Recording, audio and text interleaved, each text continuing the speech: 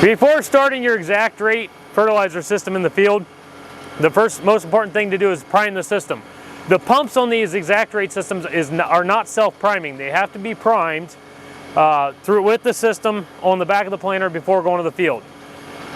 To do that, you'll use a orifice bleed valve, which is on top of the pump system here.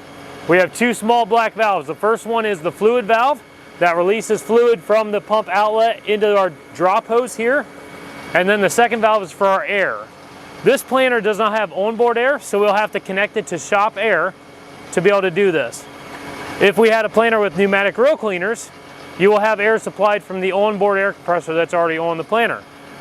So to do this, the first thing I recommend, pull the hose off of the planter so it's sitting off to the back. That way you don't have fertilizer going down onto the row unit wheel module frame. Once we have the hose pulled off, our EPG turned on and our PTO on in the cab, we'll turn our pump button on first. We'll crack this line, the first valve here, which will open up fluid from the pump out of our hose. And then in theory, we would turn on this valve to push air through the system until we see a solid stream of fluid coming out, like so. Once the air is purged, like that, we can close this valve and the system will be primed.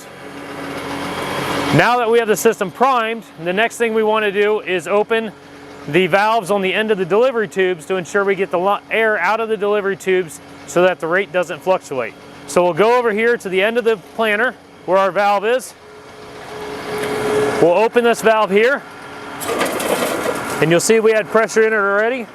So we'll go turn our pump on again until we have good flow out of that,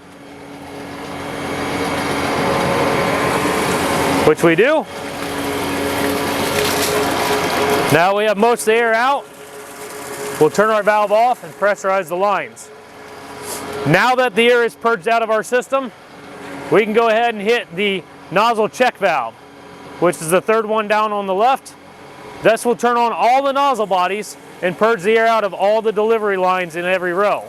We can run with our pump plus button up, increase the flow, and you'll see we have good pressure coming out of all the lines now. Once we're sure that we have all the fertilizer or all the air out of the fertilizer lines, we can go ahead and shut the pump off and we'll be ready to run. So to do that, we'll turn the nozzles off and then we'll turn pump off. Once this is done, we're ready to go to the field and our air will be out of our fertilizer system.